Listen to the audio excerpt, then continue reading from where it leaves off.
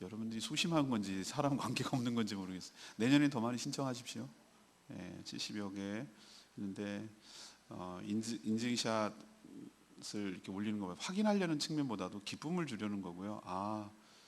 저는 더 깊이 생각하면 우리 성도들이 너무 기뻐했으면 좋겠다는 생각이 드는 거예요. 그 사진을 단톡방에 올려서 볼 때 막 기쁘잖아요. 여러분 안 기쁘세요? 그분이 막 케이크 앞에서 행복해하는 모습을 보는 것이 저희들이 덩달아 기쁜 거예요. 제가 먹는 것도 아닌데. 왜 그런가? 성탄도 모르고 오늘도 이래요. 우리 옆에 공사장 보니까 오늘은 안 하겠지? 웬걸? 옆에 미용실도 문 열었고요. 여기 증축공사 체육관 하는데 오늘도 문 열어서 일해요. 이 사람들은 의미가 없구나. 빨간 날 공휴일 이런 거 없구나. 공무원들이나 쉬는구나. 이렇게 일개미처럼 일하는 모습 보니까 짠해요, 마음이. 기쁨을 모르는구나. 성탄이 기쁨을 모르고 예수님이 이 땅에 오신 것을 모르는구나. 이렇게 살아가니까 마음이 너무 좀 무거워요. 그래서 그렇게 성탄 계획을 전달한 거고요. 오늘 드려지는 것은 항상 저희 교회는 그래왔어요. 이거는 저희 교회 내부로 돌리지 않아요. 전부 다 어려운 분들을 위해서 돌려요. 참 딱한 분들 많아요. 정말 생계가 힘들어서 어려운 분도 계시고요. 사역을 중단해서 힘들어하는 목회자도 계시고요. 선교제에 정말 다급한 일이 생긴 선교사님도 계세요. 그분들을 위해서 저희 교회 재정을 보태가지고, 저희도 어려운데 보태가지고 다 홀사모님, 또 은퇴하신 목회자 가정들, 이런 분들 참 많아요. 그래서 적절하게 배분할 테니까 여러분들 그렇게 아시고 나중에 말씀을 드리도록 하겠습니다. 아무튼 성탄의 기쁨이 우리만의 기쁨이 아니라 모두의 기쁨이 되고, 오늘 우리에게 주신 하나님의 선물임을 기억하고 이 성탄을 보냈으면 좋겠습니다. 오늘 말씀을 보면 그 예수님의 탄생 과정이 쭉 나오는데요.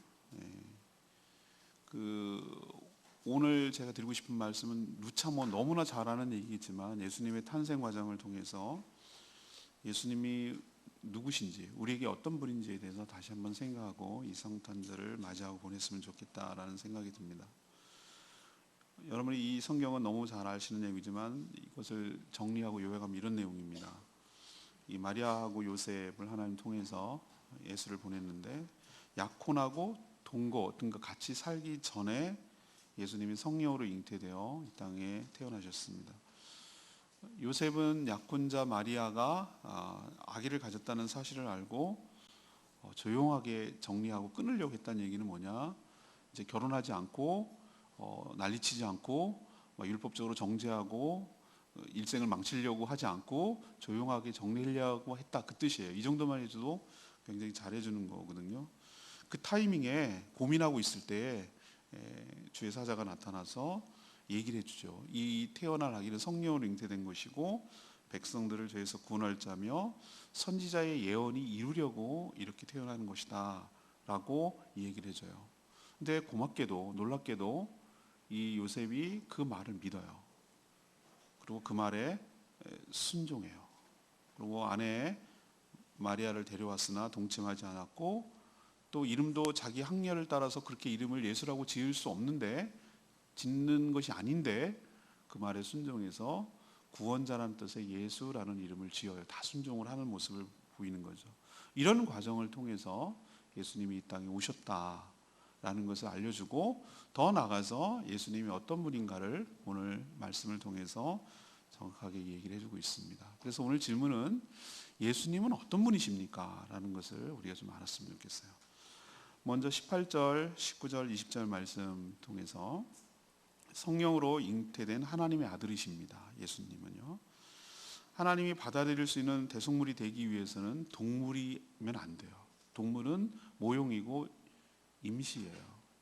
물론 하나님께서 구약 시대 내내 동물의 제사를 받으셨어요. 5대 제사 아시죠? 번제, 화목제, 속건제, 속죄제, 이런 여러 가지 죄를 속죄하기 위해서는 반드시 희생 제물이 있어야 되고 피 흘림이 있어야 되고 그런 과정을 거쳤어요. 근데 그거는 만약에 그 동물이 완벽했다고 하면 다음에 또 드릴 필요가 없어야 되는데, 그렇게 계속 죄를 지을 때마다 반복적으로 드렸다는 얘기는 무엇이죠? 그게 불완전하다는 걸 보여주는 거예요. 왜? 사람이 아니거든. 동물이 대신 주는 거거든. 그래서 동물이 아닌 사람이 그 죄값을 치를 때 그 죄값이, 죄의 형벌이 유효하고 그 죄가 사해지지만 죄가 없는 사람이 세상에 어디 있겠어요? 전부 다 부정 모혈, 아버지 어머니 사이에서 태어나는 것은 태어나서 죄를 짓는 게 아니라 죄인으로 태어나기 때문에 죄를 짓는 것이에요. 우리 깐난쟁이 어린애들 있잖아요. 저는 뭐 성악선, 성선설 이런 얘기를 떠나서 우리가 죄인이구나 라는 것을 금방 알 수 있어요. 왜 그러냐? 아이들한테 부모가 거짓말을 가르치는 부모가 세상에 어디 있겠어요? 야, 적당히 해서 눈 속이고 거짓말해, 이렇게 가르쳐주는 부모는 하나도 없어요. 근데 본능적으로 자연스럽게 거짓말을 합니다. 아이들이 자기의 이익을 위해서 아니면 형벌을 피하기 위해서 어떤 식으로든지 자기를 위해서 배우지도 않은 거짓말을 아주 잘해요. 능수능란하게 잘해요. 남을 속이고 남을 거짓말하고 숨고 이런 것이 주일날 말씀드렸습니다. 이게 죄의 현상이거든요. 죄인이기 때문에 죄를 짓는 것이지 죄를 짓기 때문에 죄인이 되는 건 아니에요. 그러면 누가 누구를 위해서 죽느냐 말이에요. 다 죄인인데. 인간이 태어나는 모든 인간들은 다 죄인이라서 자격이 안 돼요. 그럼 두 가지를 다 충족해야 돼요. 동물이 아닐 것, 사람이어야 될 것. 그러나 사람이 돼 죄가 없는 사람이어야 될 것. 이 두 가지를 충족하는 분이 와야 되는데 그것을 하나님은 묘수를, 신의 한 수를 쓰기 시작하는데 요셉과 마리아의 정원, 이스라엘의 그 결혼을 이용하신 거예요. 이게 신의 한 수예요. 딴 타이밍이면 안 돼요. 요때 타이밍에 걸어야 돼요. 왜 그런가? 하나님은 이미 메시아, 기름 부음 받은 그리스도는 여자의 후손으로 올 것을 예언했죠. 우리 지난 주일날 한 게 창세기에 나오는 원시복음이라 한 게 그거예요. 남자의 후손이 아니로 여자의 후손으로 온다고 그랬어요. 그리고 후손들이 아니라 복수가 아니라 단수라고 말씀드렸어요. 바로 그 특정, 더 선이에요. 바로 그 아들, 후손이 올 거라고 했어요. 그래서 사단의 후손과 원수가 되게 하겠다. 그래서 제가 그분이 바로 예수 그리스도라고 말했잖아요. 근데 또 하나 걸리는 게 있어요. 유다 지파의 후손, 다윗의 후손으로 온다는 얘기도 있어요. 하나님께서 아브라함, 다윗, 유다 이런 모든 사람들이 계속 똑같은 일관성 있는 얘기를 했는데 그 후손으로 메시아가 올 거라는 얘기를 한 거예요. 자, 이 두 가지도 충족시켜야 돼요. 여자의 후손으로 올 것, 그리고 아브라함, 이삭, 야곱, 다윗의 후손으로 와야 될 것. 이 두 가지를 절묘하게 맞출 수 있는 것 역시 요셉과 마리아의 정혼 과정이에요. 왜? 요셉이 바로 다윗의 후손이거든요. 유다 지파거든요. 여러분이 이것을 이해하기 위해서 당시 이스라엘 제도, 결혼 제도를 좀 이해할 필요가 있어요. 우리랑은 좀 달라요. 그때 평균 수명이 40이었기 때문에 보통 여자가 초경을 하고 좀 지나면 2, 3년 뒤에 되면은 아기를 낳을 수 있으면 결혼했는데 보통 평균 연령이 16세예요. 16세. 평균 결혼하는 연령이 16세. 16세면 고1, 고2. 우리 애들 지금 깜짝 놀래요. 기주, 영주 뭐 이런 애들 놀래고 있어요. 근데 그땐 그랬단 말이에요. 그런데 어떻게 했느냐? 약혼, 정혼이라는 것은 정혼, 우리는 정혼이란 말을 쓰지 않잖아요. 약혼이란 말도 요즘은 다 희석돼 버렸어요. 근데 저는 촌스러운 건 아니고 전 약혼식을 했거든요. 약혼식을 했어요. 약혼식을 하고 다 모여서 예배 드리고, 물론 뭐 상견례 비슷한 약혼 예배 드리고 약혼식을 하고 결혼만 준비하고 이렇게 했어요. 그러고 나서 본격적으로 결혼을 준비했거든요. 이스라엘은 어떻게 하는가? 철저하게 중매 결혼이에요. 집안 대 집안으로 하는 거예요. 그래서 보세요. 이 집안하고 처자가 있어요. 이 집안하고 남자가 있어요. 그러면은 둘이 정혼 관계가 됐다라고 말하는 얘기는 뭐냐면은 동거, 같이 결혼 생활하고 같이 살지 않는다 뿐이지 이 둘은 법적으로 부부예요. 부부라고. 그게 어떻게 부부예요? 그러니까 우리로 자꾸 우리식으로 그걸 해석하려고 하고 갖다 대려고 그러면 안 돼요. 우리로 표현하면 뭘까? 혼인신고부터 하고 결혼식은 나중에 하는 거라고 할까? 하여튼 그래요. 그래가지고 하여튼 법적인 부부예요. 이게 왜 중요하냐? 그리고 1년 약혼을 한 다음에 1년 뒤쯤에 신부의 집에서 신랑이 와요. 그래서 저녁 때 해요. 결혼식을. 여러분이 예수님 비유하는 거 등불 든 슬기로운 처녀 얘기 아시죠? 기름을 준비한 그게 다 이스라엘의 결혼 제도를 풍습을 다 연상하고 그 사람들은 무슨 말인지 금방 알아들어요. 처녀의 집에서, 신부 집에서 결혼식을 하는 거예요. 집에서. 우리처럼 예식장을 비는 게 아니에요. 그러니까 지금 우리로 자꾸 문화를 거기다 갖다 대면 이해를 못해요. 그 당시 문화로 들어가서 그걸 이해할 때 이게 말이 무슨 말인지 이해가 돼요. 그러면 이렇게 해야 됩니다. 같이 살지 않는다 뿐이지 요셉은 마리아의 남편이에요. 마리아는 요셉의 아내고요. 그 상태예요. 그러면 이 사이에서 태어난 아이는 누굽니까? 마리아의 자녀이기도 하지만 요셉의 아들이기도 하는 거예요. 하나님 왜 이렇게 사용했을까? 왜? 요셉의 아들로 태어나야 돼요, 법적으로. 그래야 유다 지파에 태어나고 다윗의 후손이 되고 멀리 가면 아브라함의 후손이 되는 줄로 믿습니다. 그래서 하나님이 언약한 것을 성취하는 거예요. 그런데 동거를 해서 태어나면은 아까 말했던 거 자격이 안 되는 거예요. 뭐가 안 되는 거죠? 죄인으로 태어나기 때문에 누구 죄를 위해서 대신 죽을 대속물이 될 수가 없어요. 그래서 하나님은 어떻게 방법을 썼느냐? 처녀 마리아라는 몸에서 성령으로 잉태되어 태어나게 하시는 방법을 쓰신 줄로 믿습니다. 이 부분에 많은 사람들이 걸려 넘어져요. 좀 성경을 읽어볼까? 그리고 성경을 이제 처음 신약을 엽니다. 열었는데 어디서 딱 막히냐면은 계보, 족보가 아니에요. 계보입니다. 저기서 딱 걸려. 내가 알지도 못한 사람 이름만 줄줄줄줄 나와. 아, 덮어버려. 그래서 그 고비를 잘 넘기고 오늘 읽었어요. 그랬더니 뭐라고? 처녀가 애를 낳는다고? 우리나라 말에 처녀가 애를 낳는다고 할 말이 있다는데 이 말인가? 막 이런 식으로 자기의 배운 지식과 상식과 뭐 오만 가지 과학 지식과 잡다한 의학 지식과 이런 거를 동원을 해가지고 야 이게 이래서 안 된다니까 뭐 이러면서 거부하는 거예요. 하나님을 자기 레벨을 수준으로 딱 갖다 내려놓는 거예요. 인간보다 더 화등한 동물이 뭔지 아세요? 우리는 맨날 그렇게 좋아하는, 여러분들이 원하고 그렇게 신봉하고 있는 과학을 들이댈까요? 인간이 가장 진화론적으로 가장 제일 위에 있다는 거예요. 진화론적으로. 그럼 진화론적으로 제일 하등한 동물 말이에요. 척추동물도 아니고 무척추동물도 아니고 그 동물은 어떻게 하는 줄 아세요? 환경에 따라 암수가 바뀌는 거 여러분 아세요? 더 자손을 퍼뜨릴 만한 환경이 되면은 암컷으로 몸이 바뀌어요. 그래서 많이 더 자손을 퍼뜨리고요. 환경이 안 되면 수컷으로 남아 있습니다. 우리보다 그렇게 벌레도 아니고 현미경으로 봐야 되는 무식하고 하등하고 아주 열등한 동물이 그렇게 한단 말이에요. 같은 몸에 여성은 남성이 같이 있는 거예요. 그래서 그것을 상황에 따라 바뀌어요. 살아남기 위해서. 그렇게 고등하다는 사람은 못하는 건데 그렇게 하등하다는 그거는 그렇게 하는 건 어떻게 설명해야 될 겁니까?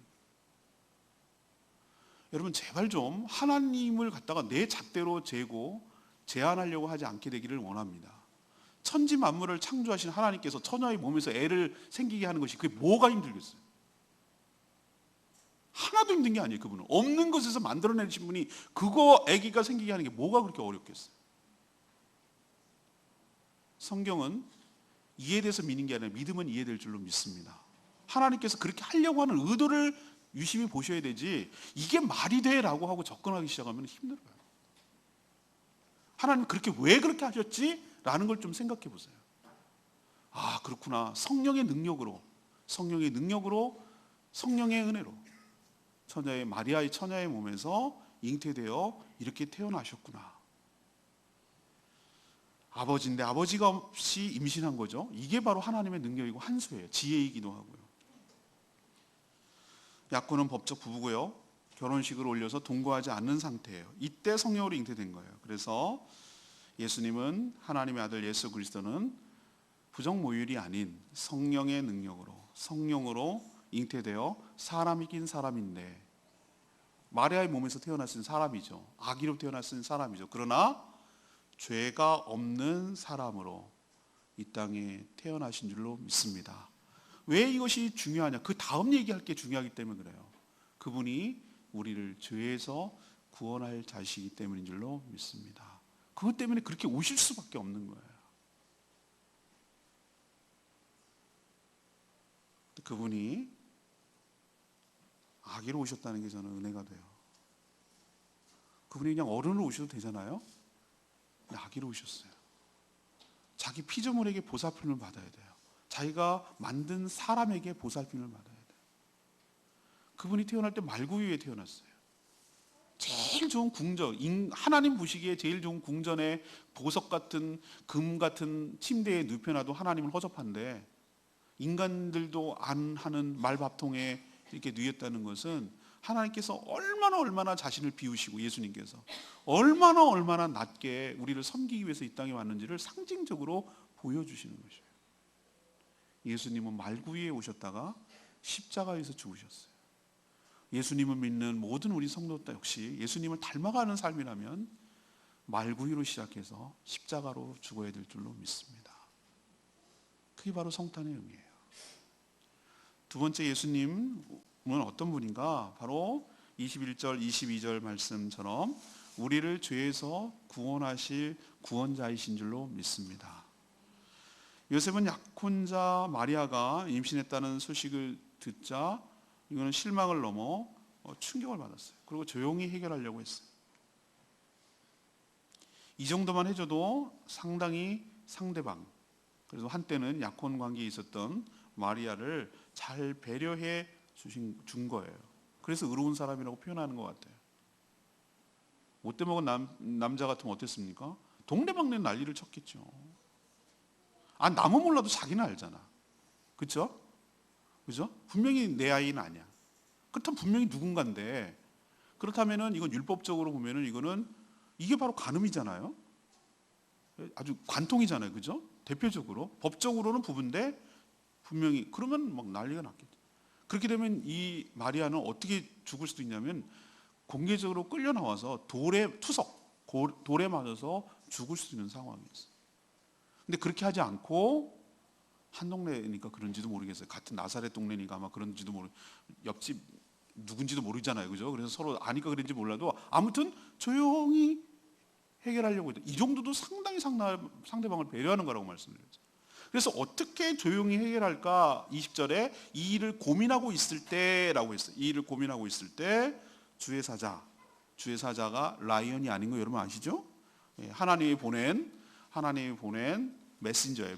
아마 가브리엘 천사가 아닐까 싶은데, 그래서 나타나가지고 얘기를 해주는 거예요. 꿈으로 얘기를 해주는 거예요. 옛날엔 계시가 없었을 때는 이런 식으로 꿈으로 많이 얘기를 했어요. 여러분들 꿈에 가끔 얘기하죠? 꿈 너무 믿지 마세요. 다 계시가 아니에요, 여러분들. 저도 가끔 한두 번 너무나 뚜렷한 인상으로 그렇게 받은 적이 있긴 하지만 전 대체적으로 꿈을 안 믿는 사람이거든요. 근데 너무나 뚜렷하게 분명하게 보여줄 때도 있어요. 근데 옛날에 성문화된 말씀이 접하지 못할 때는 이렇게 꿈을 통해서 하나님께서 자신의 뜻을 계시할 때가 많이 있는데, 너무나 구체적이고 너무나 소생하게 설명하는 내용이라서 요셉이 그것을 실감나게 잘 들었다는 데 중요해요. 뭐라고 얘기했냐면은, 마리아가 임신한 것은 네가 생각하는 것처럼, 상상하는 것처럼 외간 남자에 의해서 임신한 것이 아니라 성령으로 잉태된 것이고, 성령으로 잉태할 수밖에 없는 것이고, 아직 성별을 모를 때, 산부인 가운데 없을 때 분명히 그 아이는 아들이고 그 이름을 예수라고 져라. 예수라는 이름 자체가 뭐랍니까? 구원자라는 뜻이에요. 이름이 어원이 좀 바뀌었습니다만 구약 시대에 예수라는 이름이 다 나옵니다. 여호수아가 바로, 호세아가 바로, 전부 다 말이 좀 비슷하지 않으세요? 다 어감이 똑같은 말이에요. 구원자라는 뜻이에요. 구원자란 바로 우리 사람을, 그렇게 자기의 백성을 구원할 자라는 뜻이죠. 그래서 요셉과 마리아가 아들의 이름을 그대로 지었어요. 그래서 왜 그런가? 자기 자신을 포함해서 하나님의 모든 백성들을 그 지은 죄에서 구원할 분이기 때문에 그 이름에 순종하고 그 이름을 지은 줄로 압니다. 죄인인 인간은 스스로 구원할 수가 없죠. 자기 죄 때문에 모두 죽어야 되는 것이, 하나님의 심판을 받아 죽을 수밖에 없는데, 아까 말했죠. 성령으로 잉태된, 왜 그렇게 잉태될 수밖에 없는가? 죄인, 사람이긴 사람이어야 되는데 죄가 없는 사람이어야 된다고. 그래야 제물로서의 적합성이 있는 것이. 하나님은 그것을 복선을 깔아놔서 이미 제물을 할 때 다 검수 과정을 거치게 했어요. 이스라엘 백성들이 제물을 갖고 오면 제사장이 제일 먼저 할 일이 뭐냐 하면은 검수 과정이에요. 검수가 뭐냐?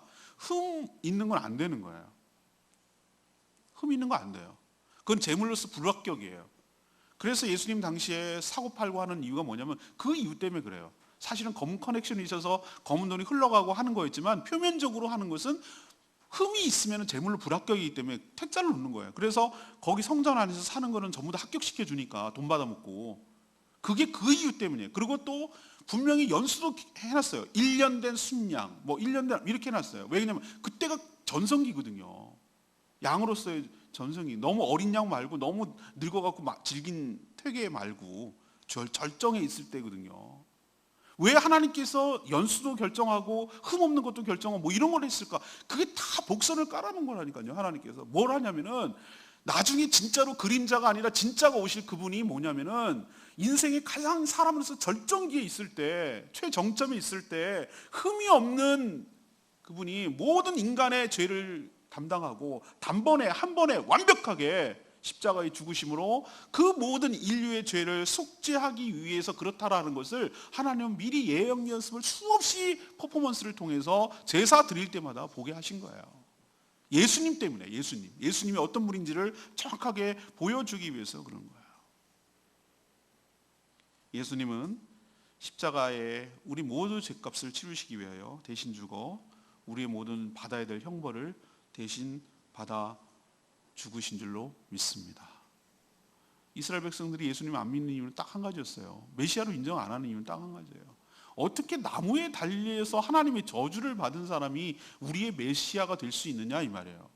근데 그게 하나는 모르고 둘은 몰라. 하나는 알고. 그게 오히려 거꾸로 예수님이 메시아라는 증거가 아니겠어요? 맞아요. 어떤 이유든지 간에 율법에 의하면 나무에 달려서 죽은 자는 하나님의 저주를 받은 자 맞아요. 그 저주가 근데 누구 때문이냐는 거예요.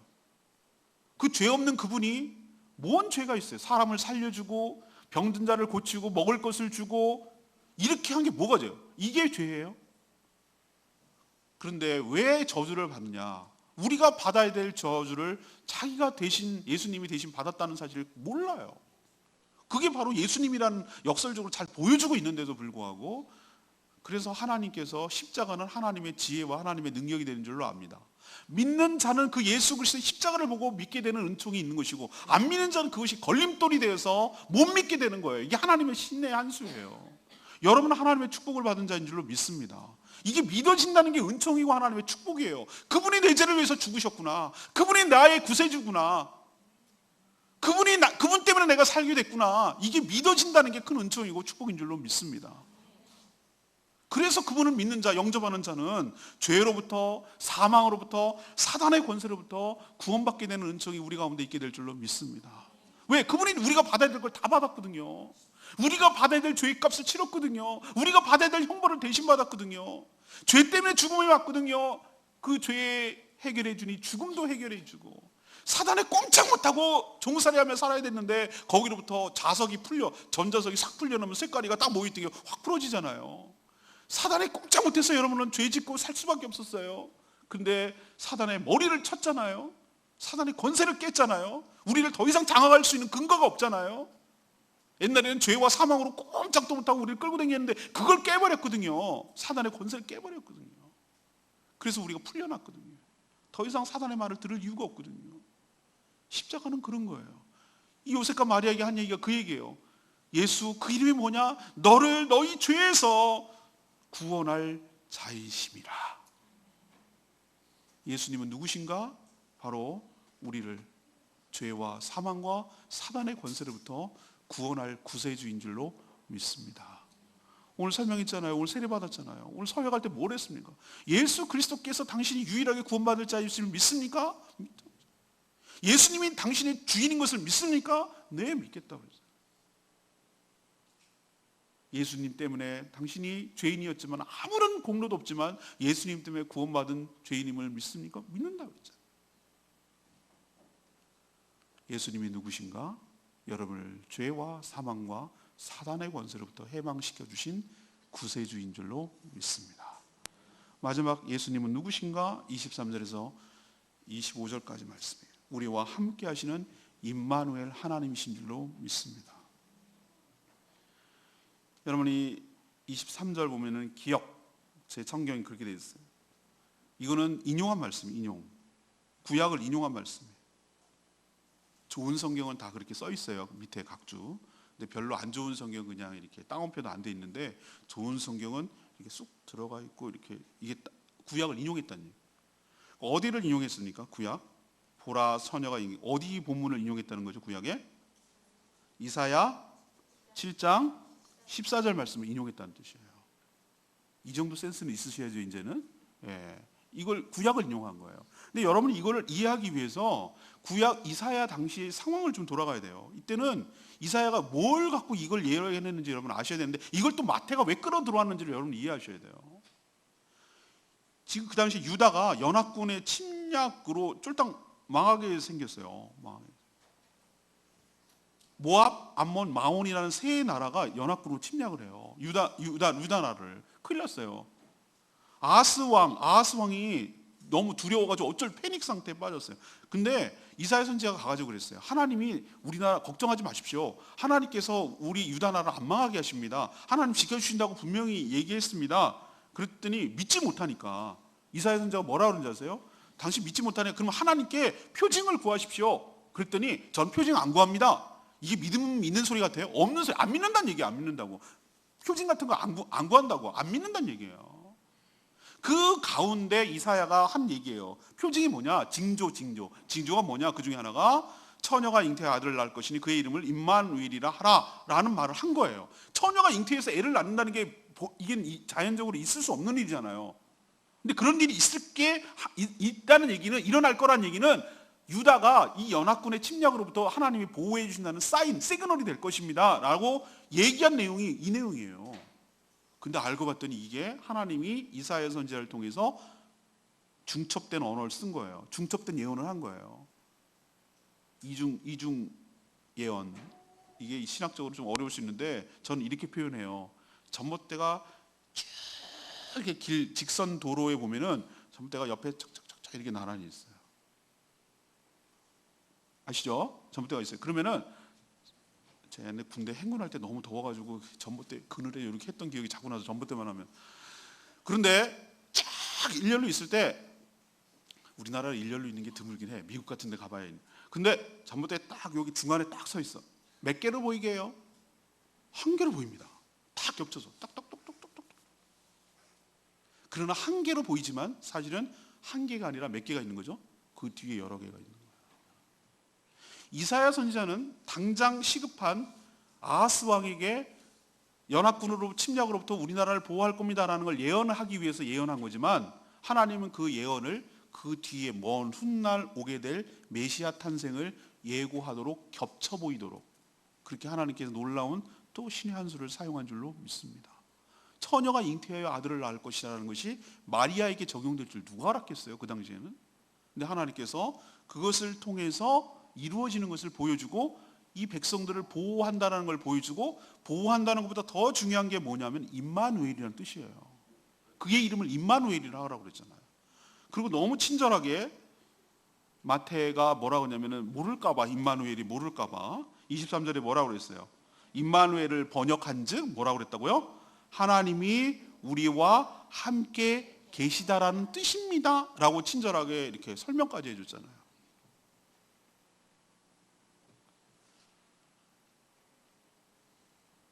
처녀의 몸에서 태어난 그리스도는 하나님이 우리와 함께 하시는 약속을 실현하는 증거인 줄로 믿습니다. 예수님이 우리에게 육신으로 이 땅에 오셨어요. 이 얘기는 우리 눈으로 볼 수 있도록 오셨다는 뜻이에요. 우리 눈으로 보지 않아도, 가시적으로 우리 눈으로 보지 않아도 하나님 우리와 항상 함께하여 주시는 줄로 압니다. 근데 인간이 그걸 이해 못하고 잘 못 이해하니까 하나님께서 내가 너희들과 함께해, 늘 함께해, 떠나지 않았어 라는 것을, 우리를 버리지 않았어, 너희와 항상 함께한다. 얼마나 우리 수준으로 낮춰주셨냐면은 인간이 되셔가지고 인간의 눈으로 볼 수 있도록, 하나님 우리는 볼 수 없는데 영으로 죄를 지어서 타락한 바람에 눈이 어두워져가지고 하나님을 볼 수 없는 인간들을 위해서 우리 인간의 눈으로 가시적으로 볼 수 있도록 육체로 이 땅에 오셔서 그 하나님이 우리와 함께 하신다는 것을 확실하게 보여주셨어요. 예수님이 오신 이유가 바로 임마누엘이에요. 하나님 우리와 함께 하신다는 것을 보여주시고, 그리고 전에도 임마누엘 하셨고 그때도 임마누엘 하셨고 지금도 임마누엘 하시고 장차 임마누엘 하셔서 함께 더불어 천국에서 사실 것을 미리 보여주시는 것, 이것이 바로 예수님이 이 땅에 오신 이유인 줄로 믿습니다. 제가 말씀드렸죠. 창세기 때 주일날 죄를 지은 인간이 하나님을 피해서 숨었다고 그랬잖아요. 어디 숨게? 손바닥 아니지. 어딜 가겠어요? 도망가면. 죄인이 하나님 찾는 거 봤습니까? 안 찾습니다. 근데 하나님이 죄인인 우리를 찾아오신 줄로 믿습니다. 아담아 어디 있느냐? 네가 어디 있느냐? 죄인이 하나님을 찾아가지 않아요. 하나님께서 이 땅에 친히 우리에게 오셔서 내가 너와 함께한다, 임마누엘 한다 라는 걸 보여주시려고 이 땅에 태어나신 분이 바로 예수 그리스도신 줄로 믿습니다. 그러면 어떻게 지금은 임마누엘 하십니까? 성령으로 임마누엘 하신 줄로 믿습니다. 예수님께서 부활승천하시고 오순절 그때부터 보편적으로 믿는 모든 자에게 성령을 주셨습니다. 영접하는 자, 곧 그 이름을 믿는 자에게는 하나님의 자녀가 되는 권세를 주신 줄로 믿습니다. 영접한다는 게 뭐였어요? 예수 그리스도의 몸은 하나이고 지금 우편에 계신데 어떻게 나한테 오시겠어요? 예수의 영, 하나님의 영이 우리가 예수 그리스도를 믿는 순간 내 안으로 들어오신 줄로 믿습니다. 내 몸이 성전이 되는 줄로 믿습니다. 하나님의 영인 성령이 우리와 함께 계시는 줄 믿습니다. 이게 구원의 보증이기도 하고 구원의 증거인 줄로 믿습니다. 성령이 나를 변화시킨다는 게 그게 바로 성령이 내 안에 계시다는 증거이고 내가 구원을 받았다는 증거인 줄로 믿습니다. 성령으로 우리와 함께 하시기 때문에 임마누엘입니다. 하나님이 나와 함께 하신다는 증거입니다. 성령이 함께 계실 뿐만 아니라 구원을 완성시키기 위해서 새하늘과 새 땅에서 임마누엘, 영원히 우리의 왕으로 통치하시며 영원토록 임마누엘 하실 줄로 믿습니다. 이게 바로 이 땅에 예수 그리스도가 오신 이유예요. 오늘 말씀을 정리하면서 저는 어디에 주목을 했냐면은 요셉에 주목을 했어요. 요셉. 24절 말씀이 요셉이 잠에서 깨어 일어나 주의 사자의 분부대로 행하여 그의 아내를 데려왔으나 아들을 낳기까지 동침하지 아니하더니 나음의 이름을 예수라 하니라. 전 여기서 은혜가 되던데요. 19절에 보면은 그의 남편 요셉을 어떤 사람이라고 했죠? 의로운 사람이라고 했어요. 의로운 사람이란 말 성경이 잘 안 쓰거든요. 의로운 사람이 세상에 어디 있어요? 근데 제가 깨달았어요. 의롭다라는 것은 무슨 도덕적으로 된 게 하나님 관점에서 보면 의로운 거예요. 믿음이 의롭게 되는 거예요. 믿음으로 순종하니까 의롭게 되는 거예요. 여기서 저는 그 원리를 얘기해요. 우리는 뭘 해갖고 의로운 게 아니라 하나님의 말씀을 믿고 그 믿음대로 믿음으로 순종하는 것이 믿음이 증거라고 말씀드렸잖아요. 순종하는 게 증거거든요. 그 사람 진짜로 믿는다는 증거예요. 그래서 의롭게 된 줄로 믿습니다. 이 원리가, 구원의 원리가 여기서도 좀 나온다고 봐요. 여러분, 내가 남자고 여러분 대부분 남자들 이런 상황이면은 진짜 쉽지 않아요. 여러분 쉽겠어요, 여러분들? 이거 딴 거는 다 용서가 돼. 근데 이거는 안 돼. 아무리 좋은 남편이라 하더라도 안 돼. 이건 안 될 것 같아요. 저도 말이 안 되잖아요, 이게. 근데 이걸 했다? 그리고 우리 이렇게 생각해. 아, 악몽인가? 아우, 꿈꿨다 그러면 더 안 믿을 수 있잖아요. 자기 멋대로 해석하잖아요. 근데 꿈이라고 했잖아요. 꿈을 깨서 바로라고 했어요. 깨어나서, 일어나서. 깨어 일어나서로 했어요. 깨어 일어나서. 사자의 분부대로 행했다고 그랬어요. 아내 데려오는 거 얼마나 찜찜했겠어요? 찜찜하고 그랬겠어요? 계속 의심의 눈초리가 생기지 않겠어요? 얼마나 일생 동안 불편했겠어요? 그런데도 불구하고 데려왔다? 그리고 아기를 낳기까지 동침하지 않았다. 이 부분도 굉장히 중요하거든요. 그래야 이 아이가 성령으로 끝까지 잉태됐다는 것이 증명이 되잖아요. 예수가 그렇게 태어났다는 게 증명이 되잖아요. 이걸 지켜주는 것도 굉장히 중요한 얘기예요. 근데 그걸 지켰어요. 그리고 자기 아들 이름을 자기 마음대로 짓고 싶고 그 집안에 내력이 있고 학렬이 있거든요. 저 같은 경우는 서로상자, 경주씨. 우리 애들은 끝자가 빛나리 자.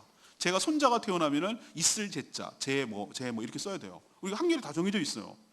근데 뜬금없는 이름이 나오잖아요. 그거 쓰기가 참 쉽지 않아요. 요즘은 다 흐트러져 버렸지만 요즘은 다 하민이 다 믿는 집안 얘기야. 학렬이 그렇게 해서 결정되는 것 같아요. 하자 들어가고 예자 들어가고. 그런데 이렇게 하기 어려워요. 근데 다 순종이 있어요. 다 순종이 있어요. 아내 데려오는 거, 동침하지 않는 거, 이름을 예수라고 짓는 거. 난 요셉 대단한 사람 같아요. 그게 믿음이 대단하다고. 그 믿음이 행동으로 나타났다고. 그 설득을 믿었다고. 하나님의 말씀에 온전히 순종했다고. 꿈이나 생각하지 않고 하나님의 계시라고 생각했다고. 하나님의 나라는, 하나님의 역사는 어떤 사람에 의해서 움직이는가? 이렇게 하나님의 말씀을 믿음으로 순종하고 행하는 사람을 통해서 이 땅에 하나님의 역사가 이루어지게 될 줄로 믿습니다. 이렇게 하는 사람을 의로운 사람이라고 말하는 거예요, 성경은. 여러분도 이해할 수 없는 일이 많이 일어나요. 제가 말씀드렸죠? 신앙생활 하는 것은 이해가 아니라 믿기 때문에 행하는 거라고. 이해돼서 행하는 것을 믿는다고 말하지 않아요. 이해돼서 행하는 사람은 세상 사람들이에요. 이해가 되고 납득되니까 행하는 거예요. 우리는 그런 사람들이 아니에요. 앞으로 일어날 일이고 도대체 이해도 안 되지만, 납득도 안 되지만 하나님의 뜻이 그러하다면 믿음으로 순종하는 사람을 믿음의 사람이라고 말하고 의로운 사람이라고 말하는 거예요. 이런 사람을 통해서 하나님 나라가 움직여 나가고 하나님의 뜻이 이 땅에 실현될 줄로 믿습니다. 여러분도 그렇게 살아가는 저와 여러분 되기를 소망합니다. 말씀을 정리할까요? 오늘 질문이 뭡니까? 예수 그리스도가 누구신가? 이거 모르는 사람이 어디 있어요? 근데 오늘 탄생 과정을 통해서 다시 한번 정리하십시다. 첫 번째는 성령으로 잉태된 하나님의 아들이신 줄로 믿습니다. 사람으로 아기로 왔다고 해서 우리랑 똑같은 레벨로 취급하면 4대 성인 아니에요. 하나님의 아들이시라고. 절묘하게 모든 언약을 성취하신 분이에요. 다윗의 후손으로 오셨고 요셉의 자녀니까, 아들이니까. 여자의 후손이라는 창세기도 이루셨고 하나님의 신의 한 수를 딱 바둑을 둔 거예요. 그게 바로 정원 과정을 이용하신 거예요. 두 번째는 예수와 여호수아, 호세아 전부 다 맥락이 똑같아요. 죄에서 우리를 구원할 구세주인 줄로 믿습니다. 세 번째는 하나님이 우리와 함께 하신다는 임마누엘 하나님이신 줄로 믿습니다. 그분을 오셔서 우리가 성령이 받게 됐고 천국에서도 그분의 통치를 받고 영원토록 함께 살게 될 줄로 믿습니다. 예수님을 온전히 믿고 살아가는 저와 여러분 되기를 소망합니다. 오늘 말씀부터